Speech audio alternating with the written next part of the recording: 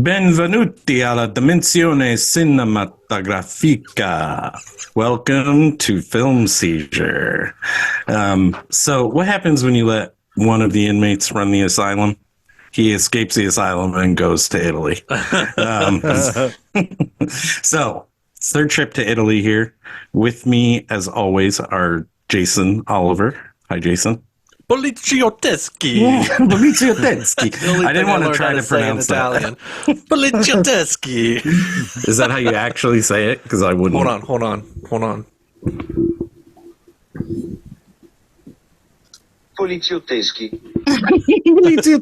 Poliziotteschi. There you go. Oh, gosh. All right. We also have third in command right now, Jeff Arbuckle. Hi, Jeff.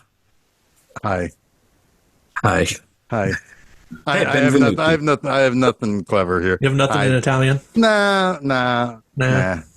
Yeah. So, Ciao, Tour of Pena. Italy 3, January 2024.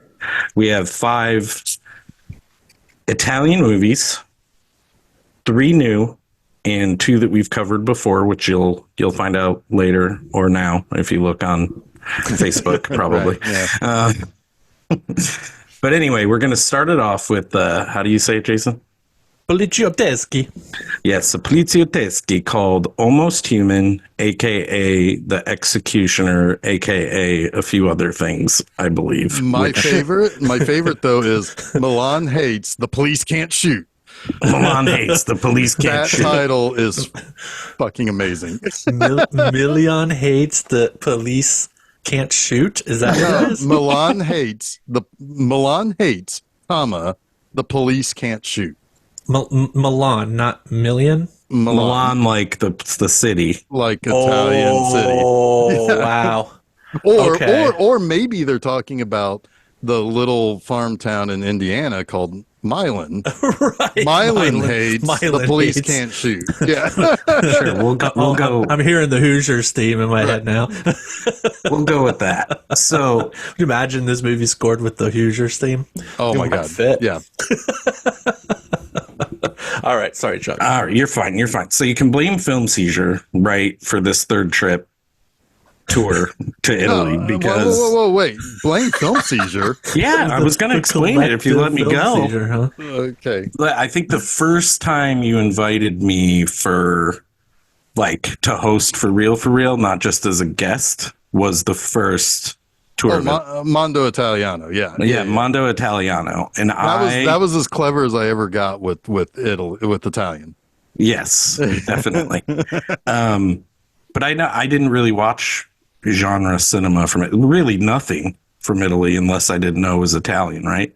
And we had that trip, which honest to God, the movies weren't the best in that trip. It was fun, but they weren't the best. But come on, Burial Ground. Burial Ground. Burial Ground's amazing. It's amazing. It's, Do we do Shocking Dark that trip, or was that you? And No, me? that was earlier. That was earlier. Yeah. Yeah. Shocking Dark was the episode that we fell apart when the guy's head shot off his fucking body. Yes. When he fell over a railing and his head went another direction than the rest of his body. That movie is special. the absolute madness of that day was definitely the Night Ripper. Oh God. Oh God, I'd purged that from my brain. Yeah. But anyway, it set me off on I think someone uttered the term giallo while we were watching, and that just sent me. I've discussed all this before, but anyways, I'm just blaming you guys for this trip if people don't like it. Wait. I'm joking, Jeff. I'm joking. I'm joking. Okay, because you 100% did this. So stay. Yes. So, as mentioned, we're starting with Almost Human, a film by Umberto Lenzi. We visited him before in the last trip with one of his giallo. I'm blanking on the name right now, but this is the Was first. that Orgasmo? Do we do Orgasmo? No. We did the one where she can't. A Knife of Ice is what we did. Yeah. So this marks another pairing, Umberto Lenzi with Thomas Millian. Another box set I got from Severin that's just amazing. So we're going to discuss the first Poliziotteschi film from that box set, Almost Human. Jason, I know you had seen this before. Uh-huh. Jeff, this is your first time. Any initial thoughts before we get going?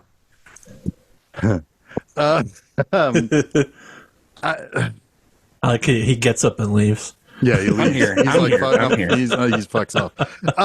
So here's the thing. I never want to see this movie again, but I will say Thomas Million is incredibly watchable, even though I felt dirty the whole time. Yeah. Dirty. So, Like it's like you know, is this movie like too degenerative for you? No, it's so. It doesn't paint a very good picture of the world now, does it?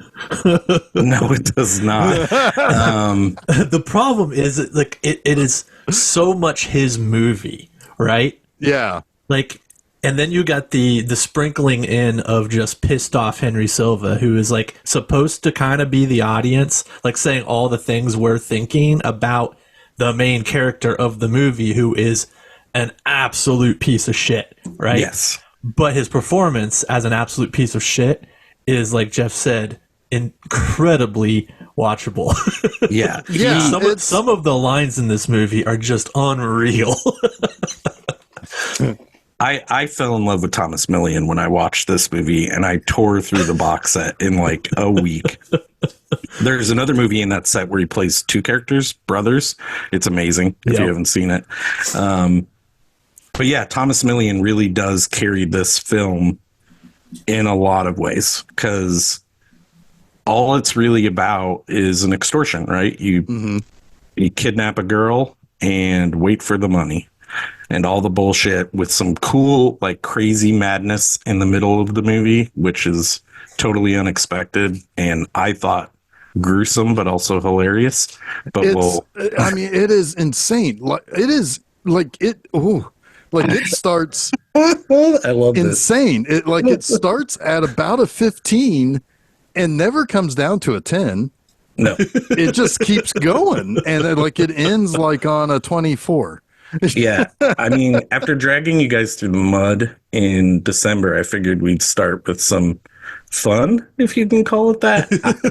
I think this movie is fun. It's the kind of sleazy craziness sleazy. that I like, that I enjoy watching. It is sleazy. I mean, Jason, you were shaking your head there. I'm with you. I know what you're saying. It's very much like what these movies are, right? Yeah. This one, though, more than most, is very like heavily focused on the villain, whereas a lot of them are a little bit more split between the cops and the bad guys.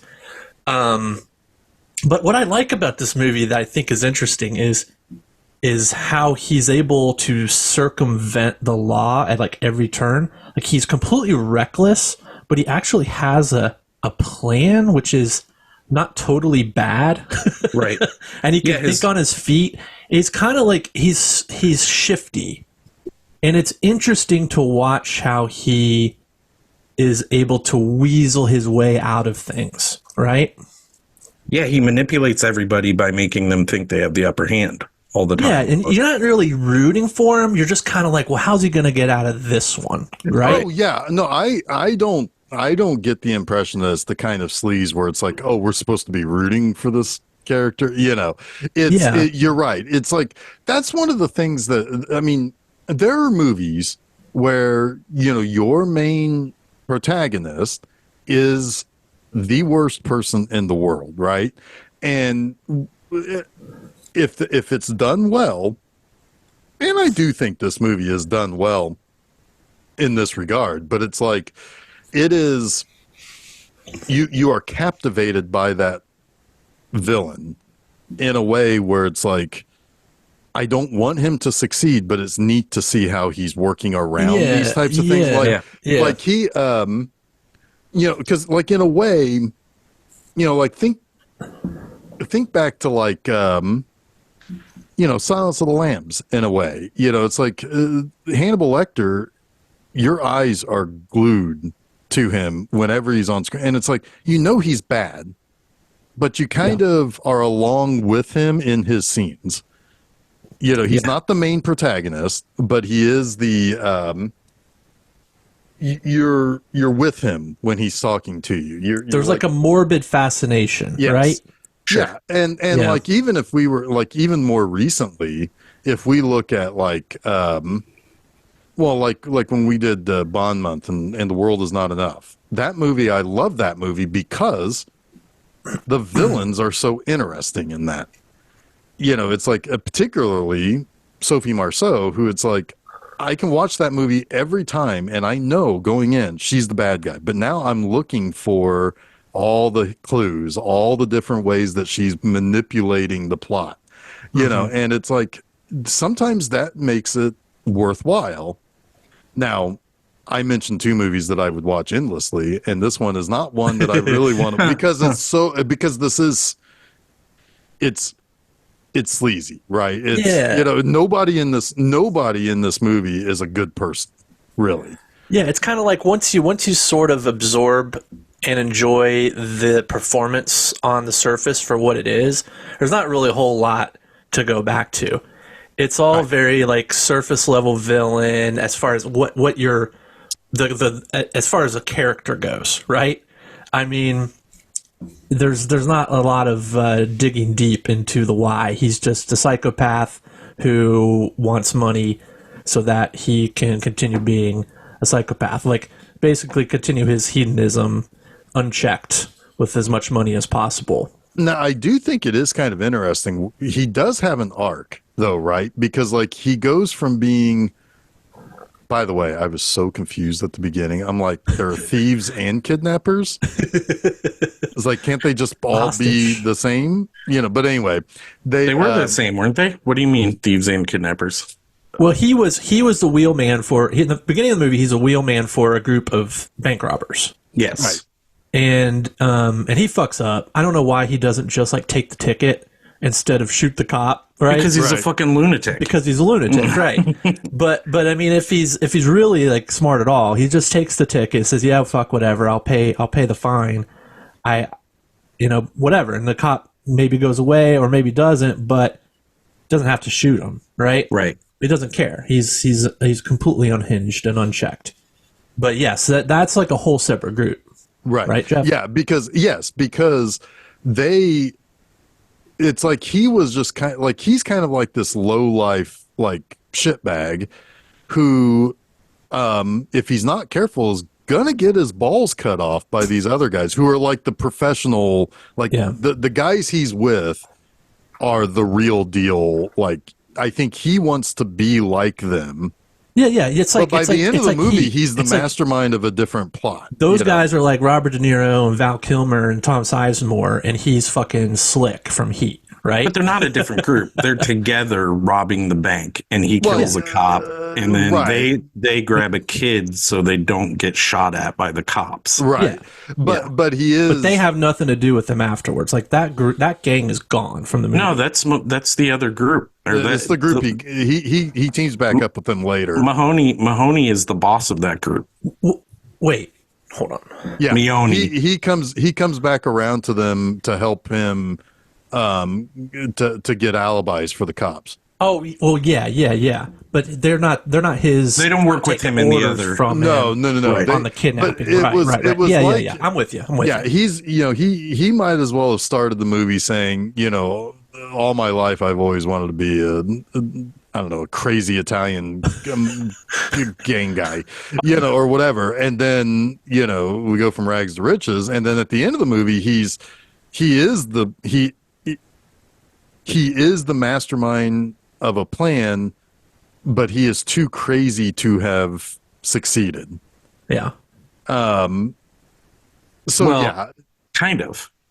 I mean, in the confines of the law, he does succeed. The fact that someone had to break the law to get him, it had to be a criminal act to take him down. I will say, though, that in the real world, he would have been caught. Like, maybe not in the 60s or 70s. Who knows? I don't know. But like, Henry Silva is like pleading this case. I'm like, dudes, everything is here. Like he's got all the. I mean, It's all circumstantial, though. The judge is right, but we're getting way ahead of ourselves. And that is a common theme in this genre in Italy. I mean, this is in a time period in Italy. I think it's called the Years of Lead, where it is like political killings and terrorism and crime are rampant because the economy has gone to shit and the politics have still been in turmoil since the end of World War II. And it's like this, it's like, yeah, I mean, really, it is. And it was a very violent. I mean, really, that's kind of where we are headed, is Italy of the 70s. Because it was very common for both left wing and right wing to cause extremely violent terrorist acts. Well, I'm just saying that it's never changed for Italy. They're still, yeah, I mean, like they're still in shambles. But these movies were very reactionary about those ideas, right? Like it was very common. This was very common for just a bank robbery to happen and a shooting out in the street in Milan, right? It's like kind of business as usual. Because as we know, Milan hates. Yeah, The cops don't shoot. Police can't shoot. So this is kind of this is a very reduced, like a reduction of the turmoil of the time, right? The killer who the police can't stop with the law, so we got to make the laws tougher. But they're also kind of boiling and reducing down the villainy to something senseless and mad, whereas a lot of the violence of the time had roots in economic turmoil or political turmoil that had real meaning behind it, regardless of how horrific the acts were. Right. Well, at one point he stabs a pack of cigarettes and Ray Lovelock is like, that's 300 lira. Like that's how desperate they which would have been what, like $2. Right. American money. It's like, that's how desperate they were for money. It's like, what are you doing? You just threw away. And he's like, and he, right, like based on his idea or where he's going, he kind of has the idea. It's like, why are we fussing over 300 lira? We need to think bigger. We need to think bigger. Yeah. But in reality, he's the same way. He tries to get 600 lira out of the cigarette machine and kills a cop over And it. kills another cop. Yeah. Yeah. So So, I mean, just to let you know how this movie begins, a kid comes up to the car and is like, "Hey, mister, what kind of car is this?" And he's like, "Get lost."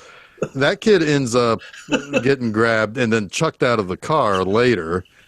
And then he gets his ass kicked for fucking up by killing the cop. And they're like, "We're going to cut your balls off, motherfucker." And then what's he do? Straight to raping. Straight to his girlfriend's house to rape her. Yep. That is insane. I mean, in Italy in the 70s, that's love, man. Okay. I'm joking, but like these movies in particular, or any movie from that era, you're going to find a lot of the non-consensual, consensual, like blurring of lines, I guess. Oh, sure. I mean, yeah, but I mean, like, not condoning it, by the way. I'm just saying the movies have it. Oh, yeah, because like I brought up this movie before, and one of these days we are going to probably watch it. But the night Evelyn came out of the grave, our hero of sorts in that is a sadomasochist. Yeah. Yeah. And the women, like, except for the first one, like the other women who come into his life are like, oh, that's cool, and it's like, okay, like his girlfriend in this is either an idiot or is not paying attention or just simply doesn't care that he is a monster. Yeah, I mean, like I think- what is her deal, right? Because she's got a pretty good job. Like, why does she keep this guy around? You know? Well, yeah, because he even says it. It's like, you think I'm too poor and dirty to be seen with your friends. So apparently, she's just in it for the dick. I think she guess. kind of is. Like, I think she sort of has fetishized their sexual relationship. Yeah. Maybe. Yeah, and it's a little bit of the bad boy, good girl, bad boy thing where she feels like this is the excitement in her life. Obviously, none of this is explained or even examined a little. It's the only way to really like explain it, though, right? Well, the only scene where it's at all examined is after he has seen Mary Lou, who is the daughter of her boss. and they're in bed together, and like she had a good time. That was not a raping moment. That was a real like date, and like she had a good time. And he's like talking about, it's like, you don't want me around your friends, you don't want to be seen with me, but yet he's got an idea of how to change that. Yeah. And he's asking questions that either she doesn't put two and two together for like days until it's way too late. She doesn't put two and two together. Like, she should have realized immediately, like, you're really interested in this person. Why? It's like you're talking about like what she would be worth to somebody. So a better movie, a better examination of this movie would be if Thomas Millian sort of slowly devolved into who he is at the beginning of this movie, right? Like Breaking Bad. Yeah, kind of. In a way. Yeah, in a way, right? Like in an accelerated way, right? Where he is put upon by the socioeconomics of the time, right? He does feel inadequate to his girlfriend, socially and status wise, right? And he feels like this is his way to become someone that is respected. And he does end up having to do bad things that he doesn't necessarily want to do, but he does, and he gets a taste for it, right? And it kind of snowballs into the violence rather than just all being there right at once. Right. So you need like Martin Scorsese to get like a young Al Pacino and make that devolving. Because how does this guy be who he is at the beginning of this movie and not have a record at all, right? That's a very fair point. That's why I think that he's not that slippery, right? Well, I think what it is that he was always this kind of crazy person who's a little bit shifty, a little bit like always looking over his shoulder. He gets his shot to do crime. And then like the cop comes up and he like, fuck. And like his basest instincts came out and he shot the cop. And then at that point, so that's the moment. Like we don't really get him before we get him at that moment where he breaks. It's the slope that he broke at that point because like, because the person he is 20 minutes after in the movie time, 20 minutes after he kills that cop, he would have killed that kid if that kid came up to him and was asking him questions. He didn't. He's just like, get lost, kid. It's dangerous for you to be here. And it's like, so he's just his brain is broken at that point on, and he's just. I mean, he probably had predilections at the before that because obviously he wants to get into crime. So I can buy that, but it's not. Yeah. But that's not a great movie, right? Well, no, but I mean, but like it works in exploitation. Sure, sure. I mean, and we've only got so much time. You only got 90 minutes of film, right? I'm just why waste it with character development? And I'm honestly not trashing this movie. Like I was happy to watch it again, unlike Jeff, because I just generally like this genre. I find it fascinating. I find the psychology of the fact that these movies were made to be fascinating. Right. Well, and as a collection, use your old favorite word, it feels subversive. Yeah. Yeah. In a way where it's like, hey man, these are all cautionary tales. Yeah. Yeah. Of what's going on, And it can be taken so many different ways in the totality of the canon, right? Because of so much that's happening. Like a lot of times everyone condemned them from the left and the right. Right. Because they were just like, we're being portrayed horribly. Everyone was portrayed like terrible people for the most part, right? Yeah, I do remember reading about that, like people arguing that, well, every Italian is not bad. And these movies portray all of us as bad. I can't remember. They were wildly popular movies. Like people flocked to them because there was something about the exercising of I think the violence, right? And our baser instincts that maybe this was an outlet. Right. In some way. And they're more like political commentary than they are like examinations of any specific character. Most right? of them are, yeah. Even this one is trying to make a point about the cops having their hands tied behind their back, right? And having no recourse. That's a pretty common theme, but yeah, for sure. Yeah, and it's interesting the way they chose to approach it, giving us the bad guy for 75% of the movie instead of the cop not being able to do his job. I will say one other thing, like having any movie with Henry Silva in it and he's not the most terrifying person is a hell of an accomplishment. Yeah, it is. Although, I mean, you've seen Megaforce.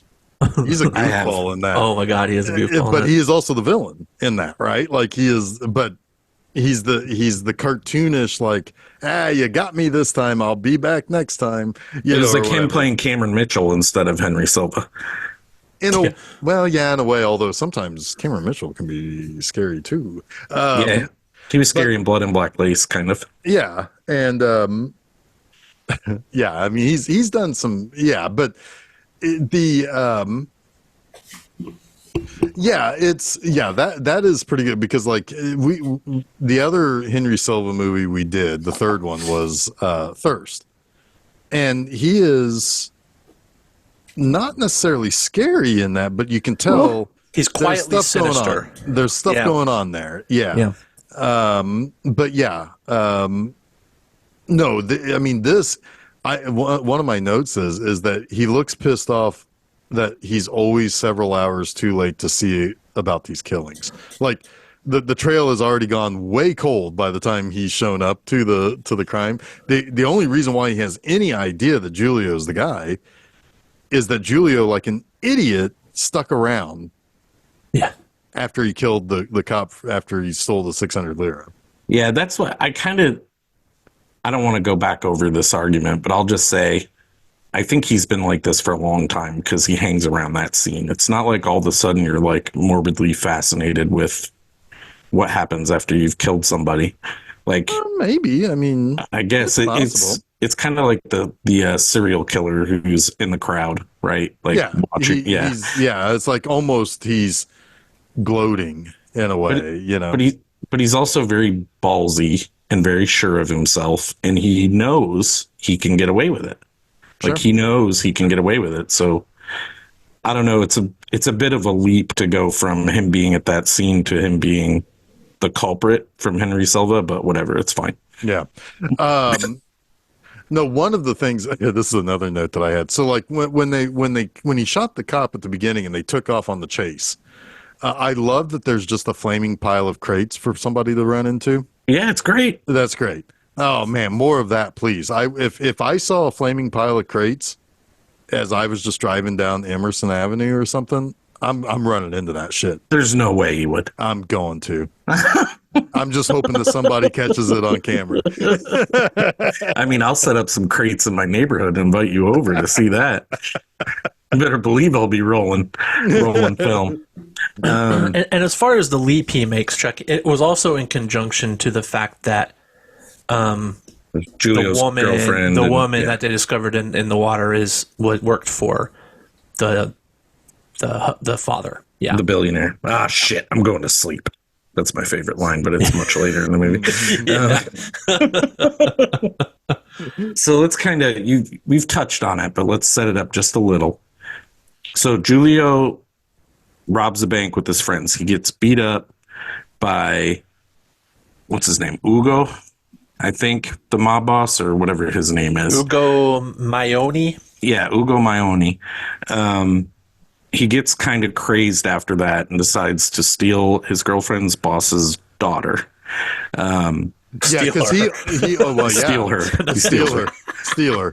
Just she's gonna be stole. He kidnaps her. Sorry, but no, mea culpa. But that's another thing. Also, though, is that he is always there when his girlfriend gets off of work. Yeah, he's always waiting for her, and then they go off and do whatever. I mean, that's not exactly great behavior either. Because I almost see that as possession more so than maybe. I don't know. Although she's never unhappy to see him, really, but like at the same time, it does feel a little odd, especially after we see how bad he gets, that he would do something like that. You know what I mean? Yeah, I mean, I could totally see him as a controlling boyfriend, just how he is with his cohorts. Yeah. Just in general. But yeah, let's talk about him kidnapping the girl and what happens immediately after, because it's freaking fascinating to me.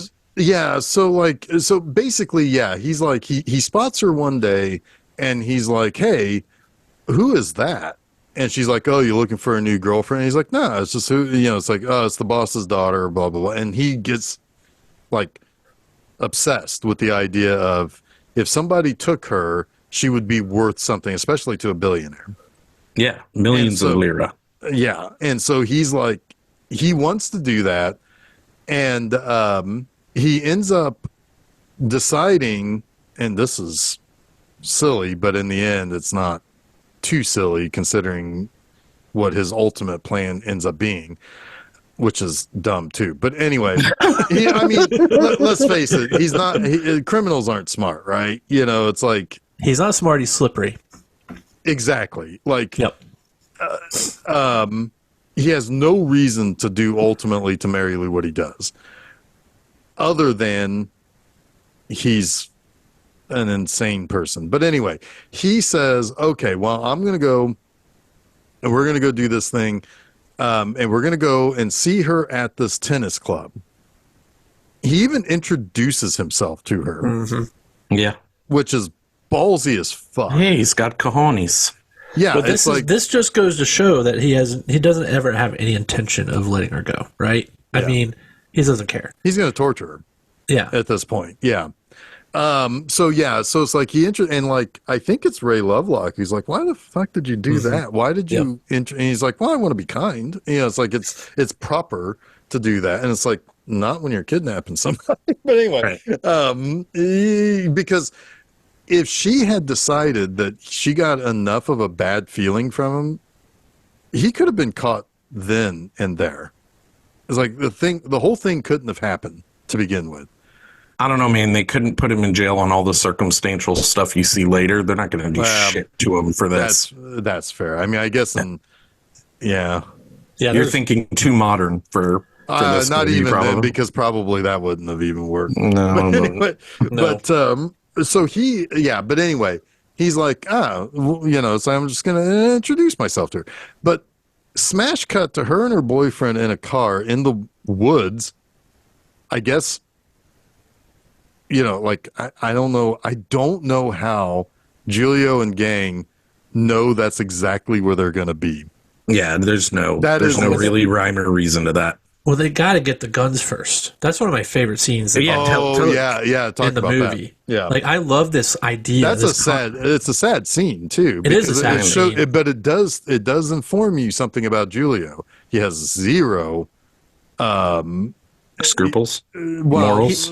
He doesn't give a shit about anyone's rules. Right. Underground, above ground, whatever ground. Right. And you may be his friend today, but tomorrow, if he has no use for you, you're dead. So what happens, Jason? So he goes to Papa, old guy who sells guns to the criminal underworld, probably to maybe to terrorists. I don't know, but he sells guns.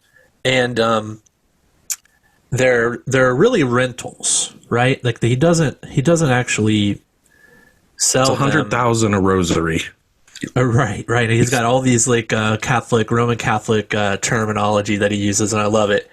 But the whole thing is $100,000 deposit on each weapon, and they don't get the deposit. They'll get the deposit back if they return the guns without having fired them, which I think is super interesting. It's like a way to kind of incentivize criminals to not fire the guns, but still deal in an arms trade, right? I think that whole thing is just so interesting to me, and I wonder if it was legitimate. It could have just been practical, because once you fire a gun, it's traceable. It's traceable, right? So that's kind of just the fee. He probably had to take it out of circulation if that happened.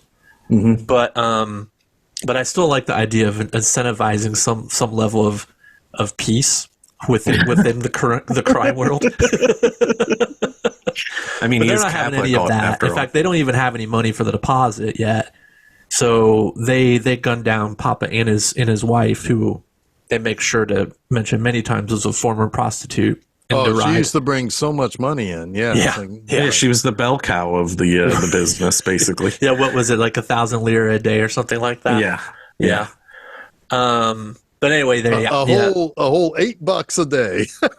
Julio was just not having any of that. He's like, "Yep, you've been my friend for a long time, but I've got a big score, and I can't let anyone get in my way." And he guns them both down.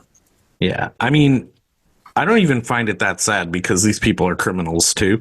Well, but I mean, they make him look almost kind of like likable old man and woman.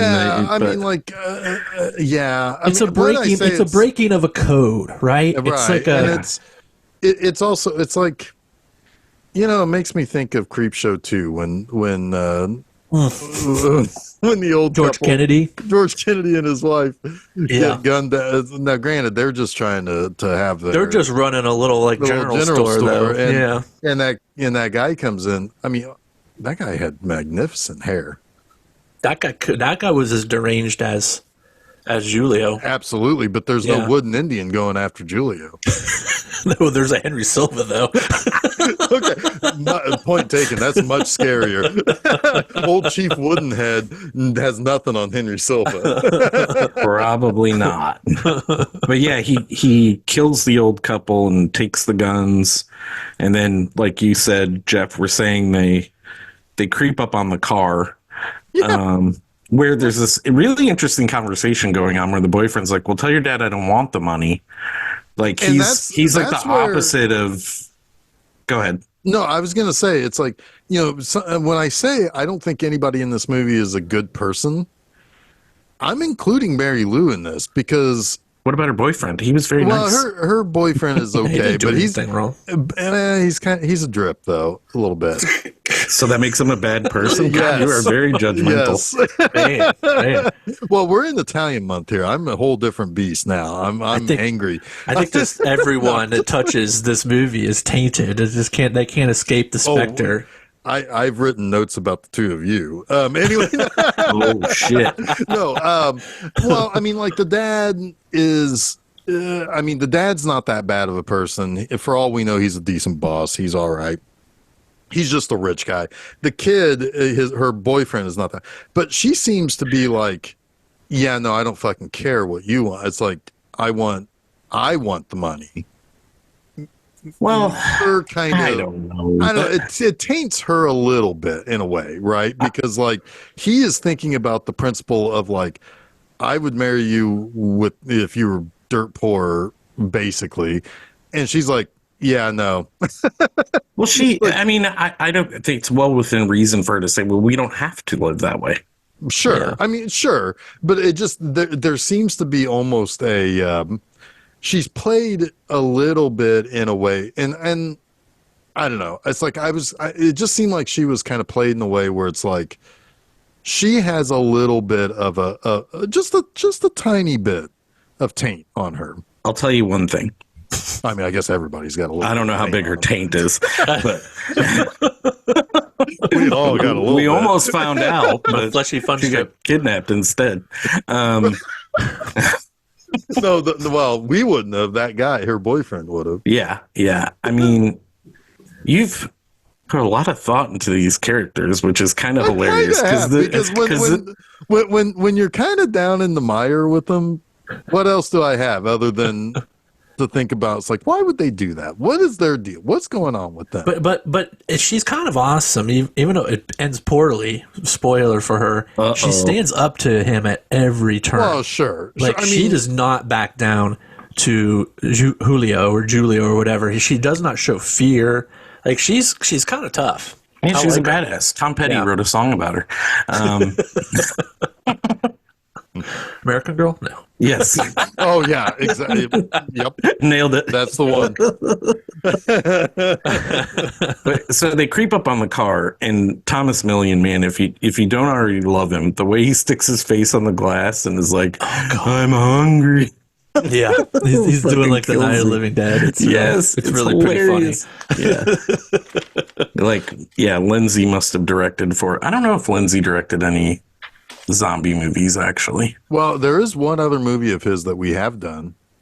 Besides Knife of Ice? Yeah, Eaten Alive, the one about like the Jonestown kind of Jonestown group. Oh, the cannibal movie. Was that pre-Chuck? No, you were there for that. That was part of Mondo That was Italiano. part of Mondo Italiano Part 1, wasn't it? Oh, damn. I Yeah. totally forgot that one. I must have got melted in between Burial Ground and The Night Ripper, which broke Yeah, my I think brain. I think Eaten He Alive did was the Cannibal second movie. Ferox too. Yeah, Cannibal Yeah. Ferox. We see a guy's dick get cut off in that. I mean, it's you know. How big was his taint? Well, much bigger after they did that. Went all the way up to his chin. Cannibal Ferox, man, it's like if we were doing cannibal movies this month, I'm there. I fucking love those movies. I know that's not cool to say in some places. I fucking love places. Italian cannibal movies. Man, I find those way more like degenerate and like sleazy than this movie. But have you heard the soundtrack to Cannibal Holocaust? I have actually. This is one of 10,000 films that Ennio Morricone wrote the music for. Like, I swear, I really like the score to it's this very movie. good. It is good, I like that heavy piano. Yep. Man, and it's very anxiety ridden at times. Yeah. Yeah, it's good. Yeah, it definitely fuels the scenes that are a little more subdued in bringing the tension up, which is like Morricone's kind of a master of that anyway. It feels like every time he writes a score where there's quietness in the movie, he is raising the tension for sure when needed.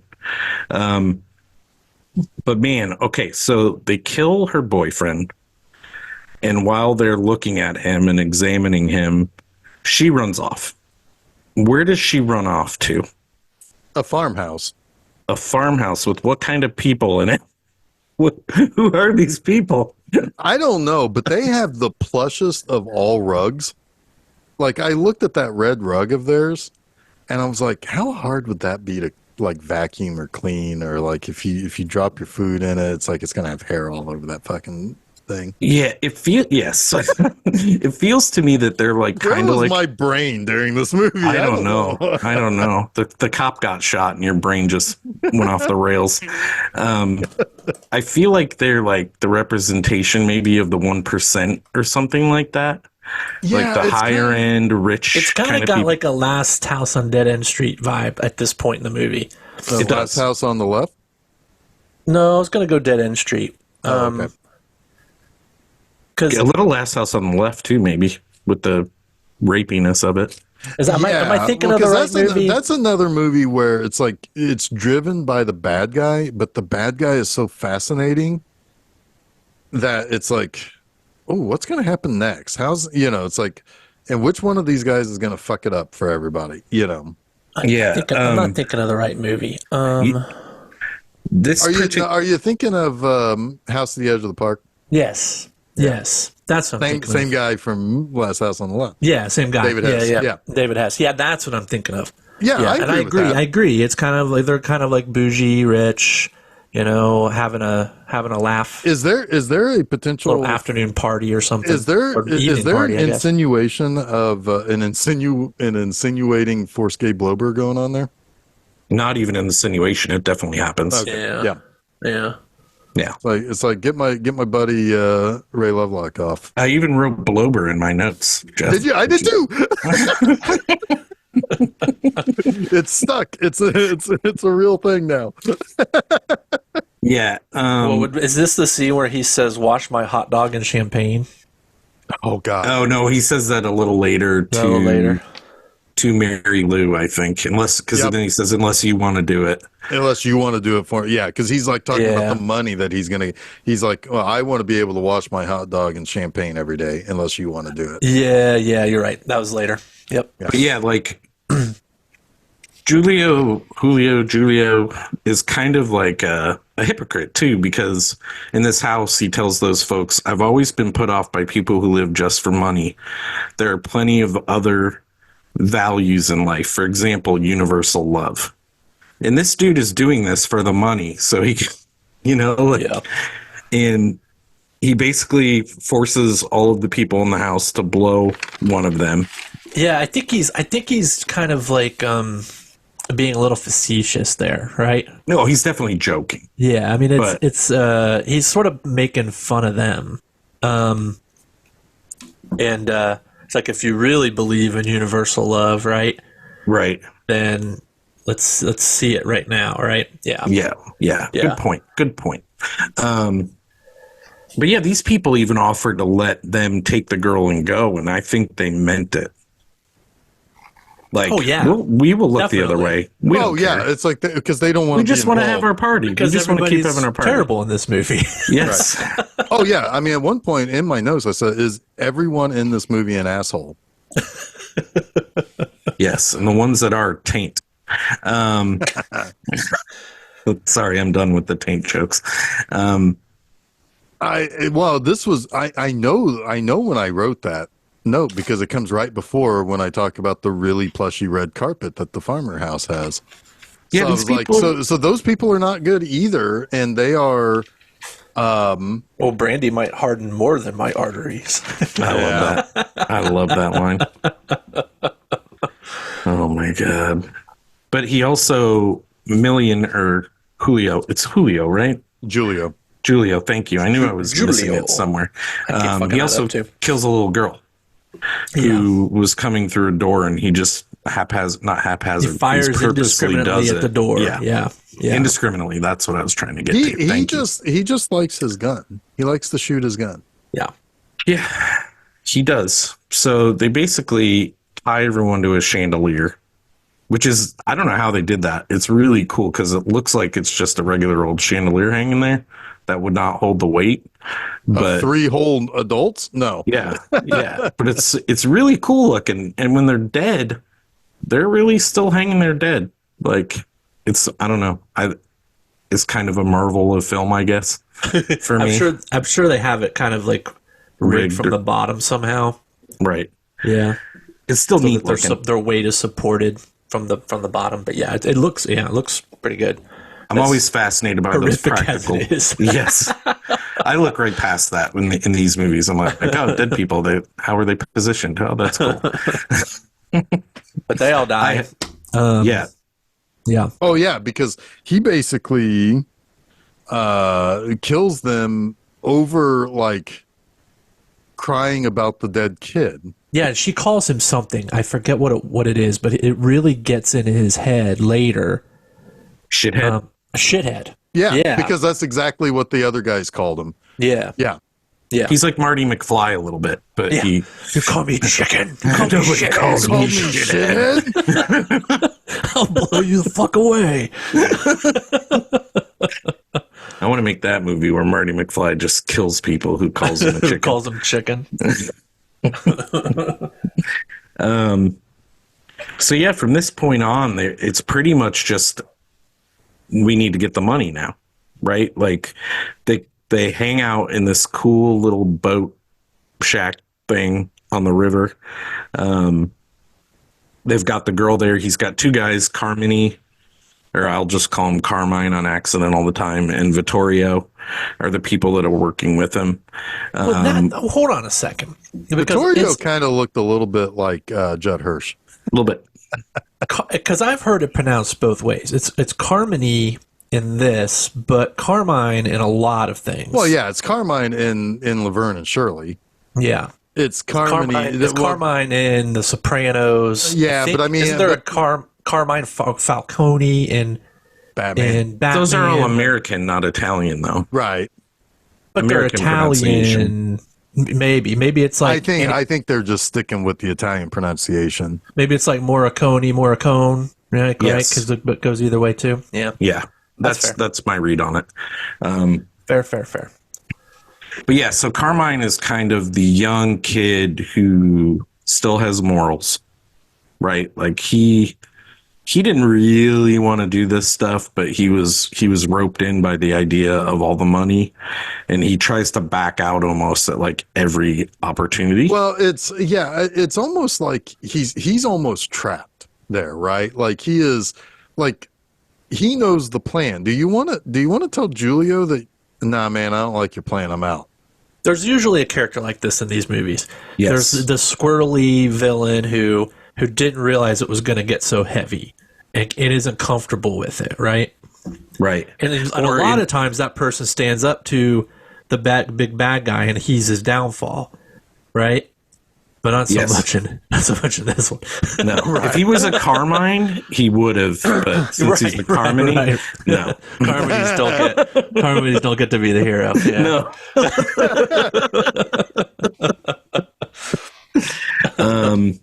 But yeah, and then Vittorio, who's kind of like a hardened small-time criminal, I'd call him. He's not a ruthless killer, but he can hold his own. Like he's ready to graduate to the next level. I don't think he's all up for the massacring.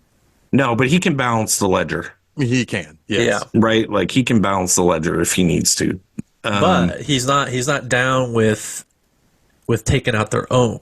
Right? No, right. No, that's his the buddy. code. That's his buddy. Well, and that's his buddy also. That's breaking some rules in his mind.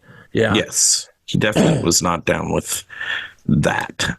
But he also kind of gets into it sometimes. They do the Italian close up on him a lot after Giulio has done some murdering. And it's always kind of like he's licking his lips or something, you know? Ooh. Yeah, like he's kind of into it. Yeah. Yeah, he does have kind of like a smirky, Yeah. kind of, yeah. Like it's not a ooh, I'm uncomfortable with this look. It's a ooh, I'm kind of enjoying this look. Ooh, yeah. I wish I was that cool. Yeah. I don't know. Yeah. It's all. Yeah. He's kind of getting off on it. Yeah, a little bit. Who is that? What? His name is Gino Santacoli. Gino Santacoli. He looked familiar to me, but Jeff may be right on the best why. actor who ever came out of Nebraska, that's for sure. He was well known for his a breakthrough musician. hit "Questo Vecchio Passamondo." Yeah, I was just gonna say he's an extensive discography. Yeah, Interesting. Huh. All right. interesting. He kind of looks like Judd Hirsch, like Jeff said, but also Mandy Patinkin. Yeah, a little bit. Yeah. Maybe. Yeah. Yeah. For sure. Eh, He's in How do you know? a movie called Jippo the Crazy. Wonder what that is. In I don't know, but I want to see it 1979, now. he was. Oh, in a it was movie- and it was directed by Adriano Celentano, the guy who did the gibberish Italian song. Oh, that's very That's interesting. weird. Yeah. Anyway. in 1979, he was in a movie called Super Andy, Superman's Bad Brother. For real? That's Yes, amazing. yes, he was. That's a B movie enema for sure. You need to find that movie. Let me see if I can find that. Yeah. He was in a couple Celentano films. Weird. Must have been buddies. I mean, I guess they're probably musicians together. And Yeah. they were. Holy hell. There it is. Oh my God. Yeah, they were. Weird. So they were in a band or a group They together? did music together and movies together. Yeah. Huh. It's pretty awesome. I can smell the rabbit hole you're going to be in for the rest of this episode. I'm gonna move out of it, but I'm definitely bookmarking this in my brain. I love it. So the plan to get the money, right? So we have the father who doesn't really want to. Hang on a second here. I just looked up. I went down a little bit of a rabbit hole. I'm sorry. no. I'm sorry. But there's your It is Italy, after all. Here's your Super Andy, Superman's bad brother poster. Oh, It looks like fucking Jason Mantzoukas. It does look like Jason Mantzoukas. Oh, I wish this is one of those moments where I wish we had an edited and produced video podcast because that is too good. Oh my God. I need this movie. I need it in my life. Continue on. See all the gift of Almost Human has given both of you a rabbit hole to go down. Yeah, so what am I trying to articulate here? The plan to get the money. Yeah. So the father has the money, happy to pay it. But the cops are like, no, we can't let these people get away with this. If you give them the money, they're going to kill your girl anyway. Right. Right. Oh yeah. Like Silva is like on top of it. Like Silva knows what's happening. He knows what's going on. He's like, you're not getting the girl back ever. Right. Unless we go in like Super Andy, Superman's bad brother, we're never going to get her back. Oh my God. Oh my God. Anyway, rescue me here, Jeff, on the plan to get the money. Come on, you know it. Oh God, man, it's like you got to put the money. So like they're communicating through notes, right? It's like they're telling the guy, they're telling the old man what they want and where they want it, and he is going to decide to. He's going to do it. He just wants to pay it. Like, because they call the old man. They're like, don't want any authorities involved. Classic shit. Classic kidnapper shit. Yeah. They're like, we don't want authorities involved, and we don't want just you alone. We're dealing only with you. Yeah. Which the old man's cool with. Yeah. You would do it that way. Yeah. And so he's like, okay, I'm going to go pay this. And this is when Silva's like, I'm sorry, but I don't think you should. Like he even says it at one point. I'm sorry. I think you're wrong. Mm-hmm. Yes. And it's like, I just know this, because it's like, he's a cop. He knows that Milan hates and that he can't shoot. Yeah. One other thing, well, maybe two other things that we shouldn't blow by, and this is my fault for not bringing them up. Julio returns the car that he took from his girlfriend to do the kidnapping. Oh, yeah. And this is after he's killed the family. And he's like, I'm gonna take you to the park or take you to the river or whatever. I'll take you to Lake Como.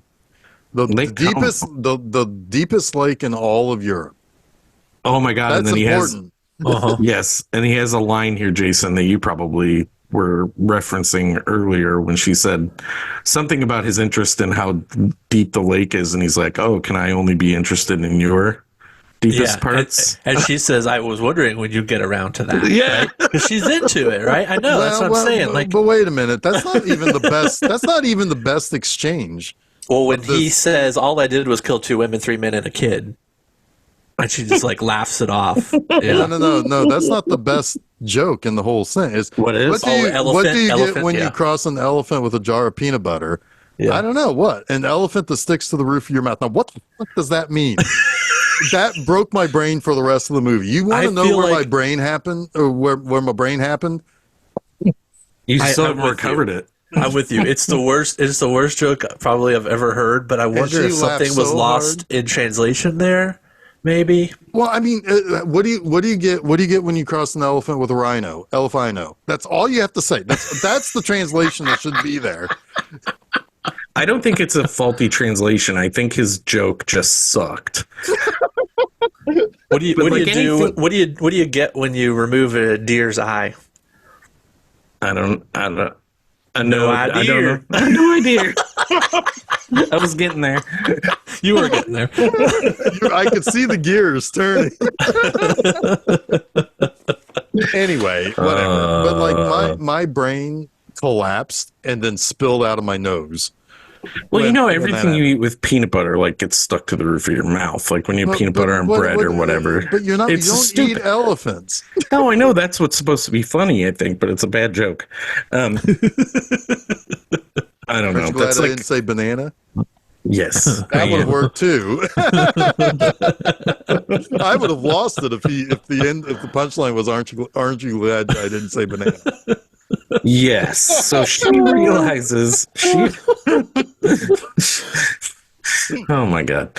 She realizes from the newspaper. He shows her the newspaper and she's like, "Oh my God, you actually did it." And he's like, "Yeah, I did it. And now I'm going to throw you into this lake. For whatever reason, he does that. Like, tie up loose ends. I'm sure anyone who can. But What by does he say creating more later? loose ends. It's crazy. It's kind of ridiculous. It's the thing that ultimately really gets him caught, right? Well, Yes, it's the connective tissue. Yeah. With It's the everything. connective tissue that, like, yes, it's like, yes, Henry Silva is right this whole time. He's right. Yeah. Yeah. Right. He's right. Yeah. He's you're right. He's correct. Right. Yes. Right. Correct. Right. Yes. Right. Yes. I'm going to let you guys Affirmative. continue to do this. What is it in? What's yes in Italian? See? It's not C, is it? Is it C? Yes. Yeah. See? Anyway, okay, so yeah, he's gotten rid of her now. So he's like, okay, old man, we want the money in a bag at this bridge, and the old man's like, I'm gonna do it, and Henry Silva's like, I'm sorry, I think this is a mistake. We have to find them. We need to string them along so we can find them. So that's basically what he wants to do. But the old man is like, I just want my daughter back, and he's like, you're never gonna see her again, and you're not gonna get your money back. It's all gonna be gone. It's all gone. Yep. Now, what happens is two brothers and their buddy end up finding the money alongside the bridge, and then they have to launch into this whole other plan of how they're going to have to deal with this. A simple one? A simple plan? So also, Julio, like, after she dies, goes to the police station. So this is one of his kind of smart moves. It is a smart move, but it's almost like, yeah, it's really fascinating because, like, he is playing like this very meek person in this scene, right? Mm-hmm. And it's actually pretty. He's almost like Verbal Kint. It's a like little when bit. Agent Coulion's shaking him down. Like, It's really smart. I think this is one of the more clever moments in the movie. Yeah. yes, for sure. Well, but before he does that, though, he goes into town and he calls up the guy from the beginning of the movie, and he's like, "Hey, I've got to go do some chirping, but I need you to be my alibi here." Right. Essentially, is what he says, and the guy's like, "Whatever, man. It's like you're an idiot, you're a shithead, but whatever." Well, he offers him half the money. Right, and he's like, right, but he's like, this is what's going on, and I'm gonna need you to be my alibi. And that's when he goes and shows up at the police station, and he's like, and just so happens his girlfriend is recovered, or the car and the body is recovered. As Judd Hirsch is driving by. Sorry, go ahead.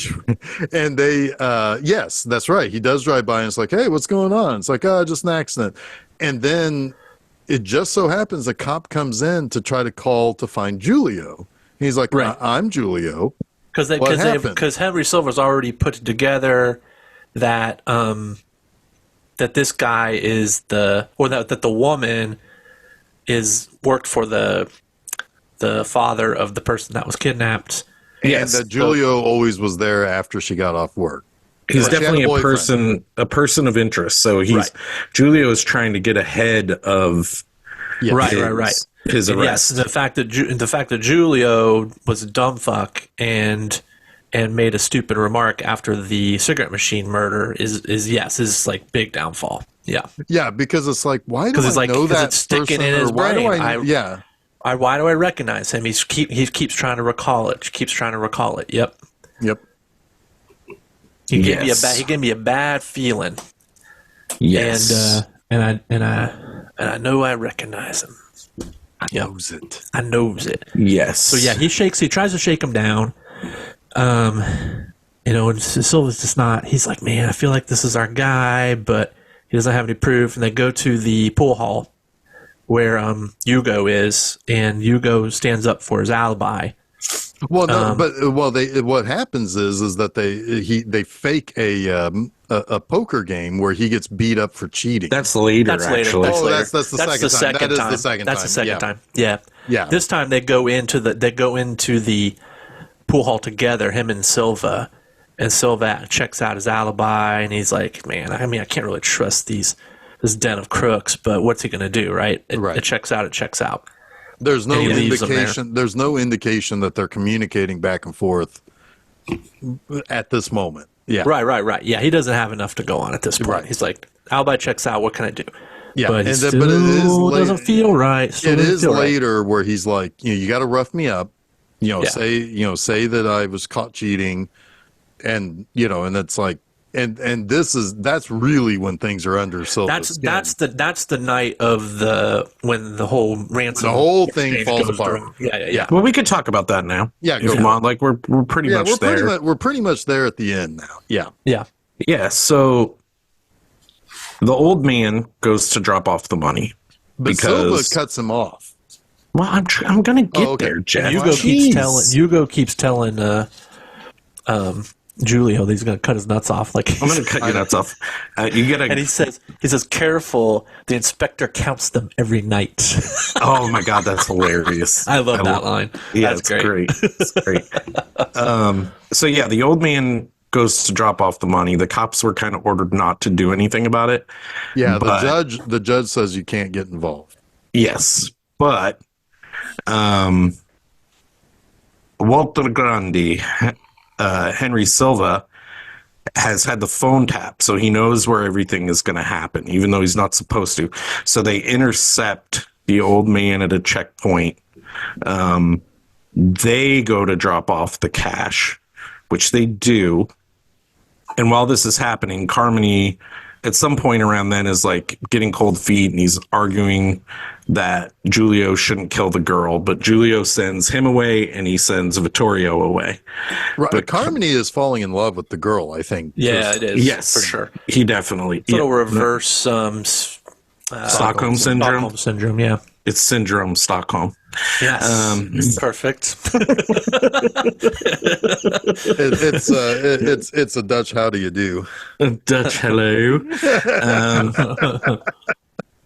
But yeah, I he. haven't said anything like that in a long time. I need to get Are you proud of yourself? I thought you were going to say Dutch oven, but The Dutch oven. Well, originally I was going to call it the Oslo syndrome. I was like, that's not clever. You got to be more Chuck, clever than Chuck that. nailed it from the start. Yes. Let's move on. normally when I do a such and such, how do you do? That's some sort of a handy J reference. Ding. Jason agrees. He's awarded you 1 point. I swear, one of these days I'm just gonna get a special effects board, like put in boings in there and stuff like that. Yeah. God, that would be hilarious. Just get one of me laughing, and I won't show up to any episodes. You can just press it. Like There you go. Yeah. You Hey Chuck, how's it going?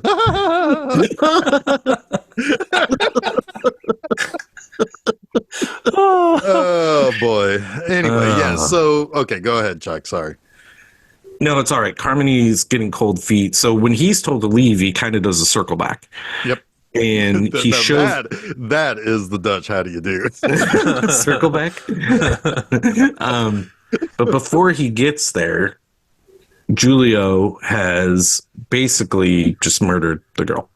Yeah. Yeah. Like she has her little exchange where she won't like beg for her life or whatever it is that Julio wants, and she calls him a shithead. Yep. And then he shoots her, and then Carmody comes in and he's all like, "Oh, you fucking fuckity fuck." You fuckity fuck, and that's the other thing he doesn't like being. No, he doesn't like to be called the fuckity fuck or a shithead. So Julio kills him too. All the while, Silva has dropped the money. Julio has watched him drop the money, and then Vittorio comes back. And Julio knows that Vittorio's not going to like that he killed his boy Carmody. So he's like, let's just go get the money and get out of here. And Yeah. blah, blah, He's blah, like, blah, well, blah. shouldn't we wait for Carmody? It's like, Yeah, you worry too much. yeah. See? By No need to worry about the boy. Isn't there at one point in this movie in which the guy who's dubbing Henry Silva says something like, these motherfuckers, or something like that? Yes, Yeah, something it's like great. that. It's great. He also says, oh, shit, I'm going to go to sleep. I'm going to sleep. It's like, way to go, copper. That's a way to end a scene. Yeah. God, you got to love Italian movies. So at this point, Vittorio does realize that he's killed Carmody. He gets in his grill, and then Julio's just like, fuck you too. You don't have to worry about anything anymore. him right in the gut. Yeah, you don't have to worry anymore because you're dead.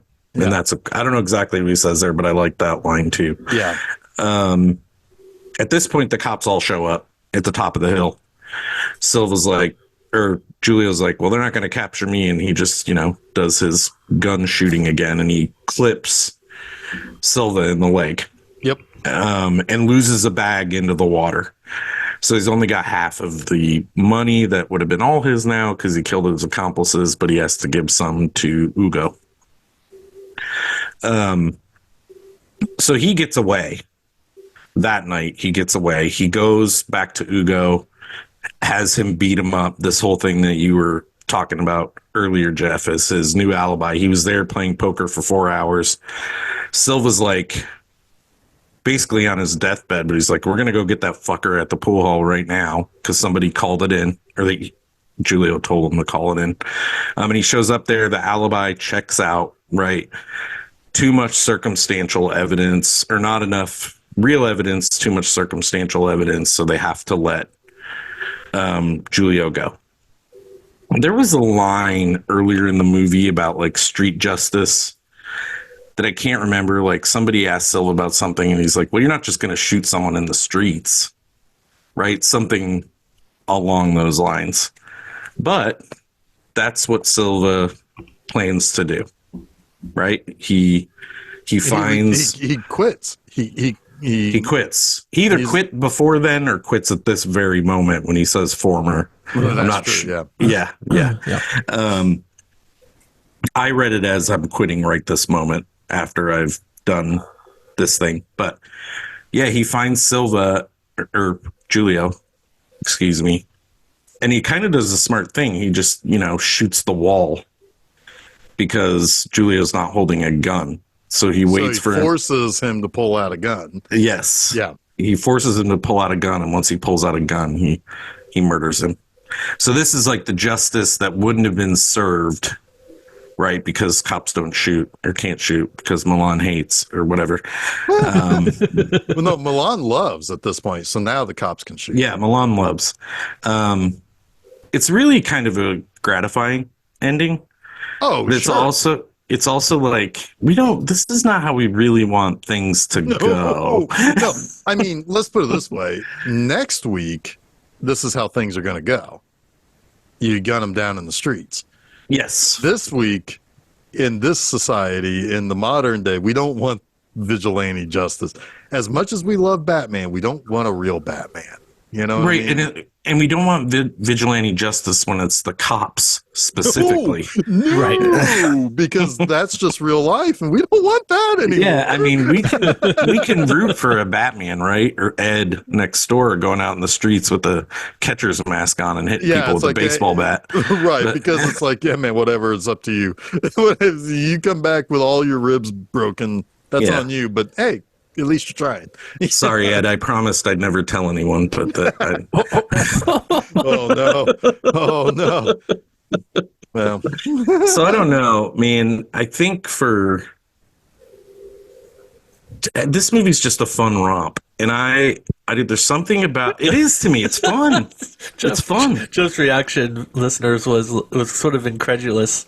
It doesn't take itself serious to the point that I feel I have to take it really seriously. If that makes sense. That's the Italian of it, I think. Yeah. Right. It is 40 some year. 50, how old is this movie? 50 years old. Almost 50 years old. It's 50 years old. 50 well, yeah, it's 50 years old this year. 50 years removed, a movie like this, while still shocking in its violence, is a little silly, right? It's the dubbed voices, the silly one-liners, right? It's a little bit of a cartoon of violence 50 years later.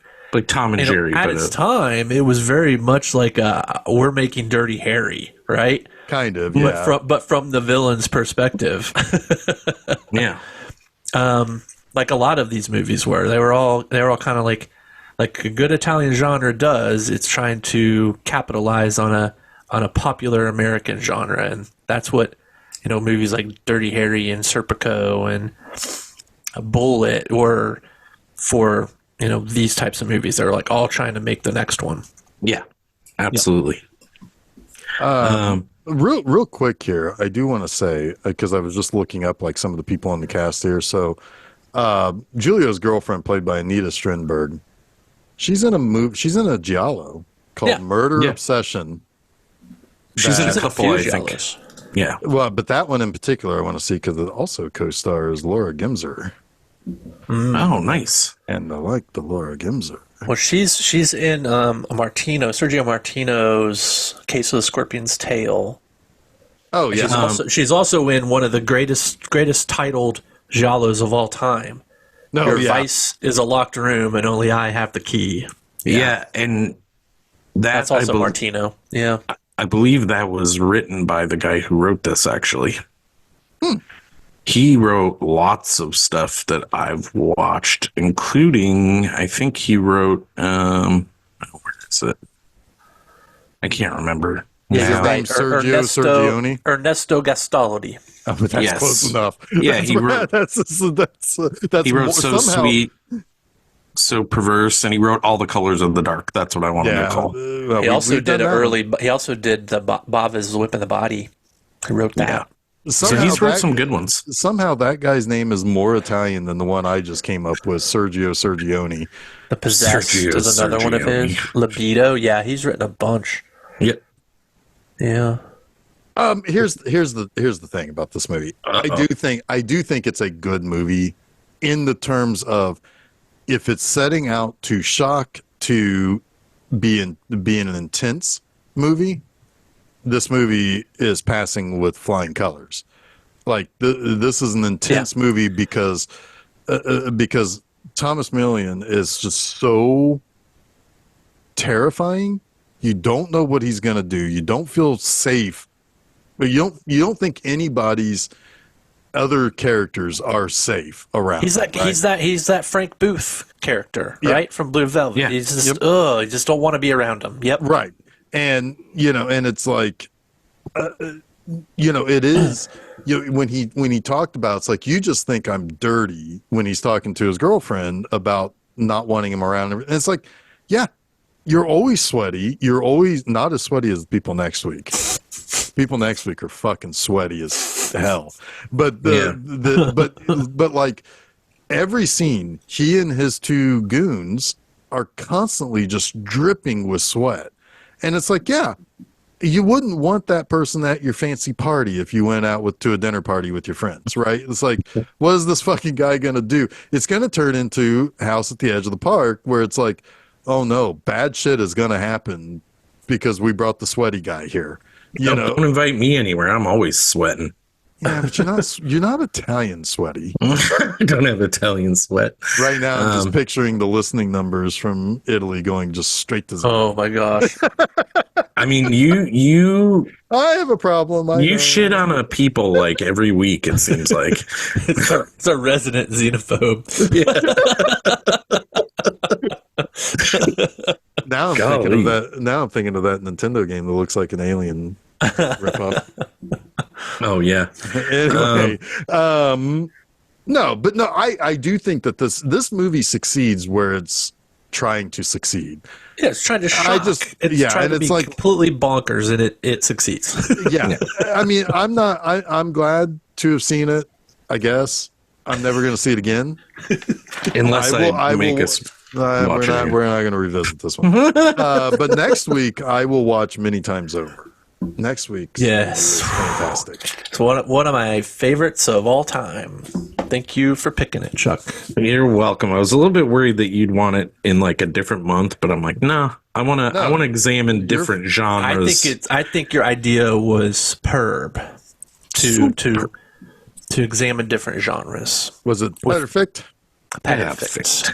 So next week, yes, we're doing Django. My God, I love the fucking theme song to that movie. Best, right? Django. Susan, I should save it for next week. But Susan was like, "Man, this is just one of like the all-time movie songs." That's funny. Susan. Yeah, that's great. I love it. So next week we'll discuss the revenge film Django. Yeah, good stuff. Looking forward to that. So that is next Wednesday. That is January 10th. January, guys. Here we are. Yep. Already. Here we are. So that is, go to filmseizure.com. You can find where you can listen to that, where you can subscribe to the various places that we are, on and what have you. Also at filmseizure.com, this upcoming Monday is a new episode of my show, Monster Mondays. And I got a good one too. Blade. Wow, nice. Yep, I haven't watched that in a long time. I'm telling you, it stands the test of time. Good. Just Good to hear. they don't need to remake it or do a new one. Just bring him right into the Marvel Cinematic Universe. Just drop him right in. That's true. Do it. They could. But the movie could use some special effects updates. Oh, sure. But especially in like the third act thing, like the big blood monster thing. Okay, but it's a product of 1998. Yeah. But it's but no, I mean like Wesley Snipes is fucking badass in that. Anyway, yeah, he's real good. And I Chris love Christopherson's awesome. And what's his name that plays the bad guy? Nick Nolte. Stephen Dorff. Stephen Dorff is chewing all the scenery. It's great. Isn't Udo Kier in that too? Yes, he is. Yeah. Yep. He's like a bad elder vampire or something. Well, he's not bad. He's on the council or whatever. He's the one who helps keep the balance. This is not a Blade episode, gentlemen. Blade is not an Italian vampire. Yeah. Come on. Well, Udo, he's dipped his toe in Italy. Not a lot, but he's a been there. German. Yep. Anyway, so that is this Monday, filmseizure.com, all the goodness there. This Friday at my website, bmovieanima.com, we begin Steven Seagal month. Yes. With Attack Force from 2006.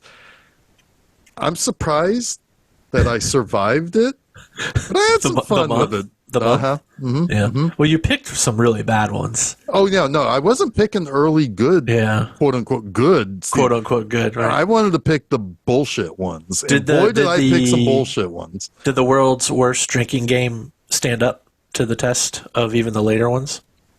I mean, you'll see the tally. As far as like the stuff that I was tracking, blows received and all that. Yeah, no. Well, that I went a little bit more blowbers received. Yeah, I went a little eccentric with what I was looking for, but it's all stuff that happens in a Steven Seagal movie. Well, for the listeners, the world's worst drinking game is watch a Steven Seagal movie and take a drink every time he takes damage. You're never going to get drunk. Yeah, you'll never take a drink. You'll never take a drink. And slap fights, he is the best slap fighter in the world. Anyway, so that begins Seagaluary, which is the only time the only time I ever used that term was on my calendar. I didn't actually put it in any of the articles. And just now. Just now. Anyway, so but more importantly, we got Django next week. I want everybody to come back and listen to that because it's going to be good, I think, because it's a good movie. Yeah. Until then, I am Jeff Arbuckle. I'm Chuck Moore. I'm Jason Oliver, and you have been listening to Film Seizure.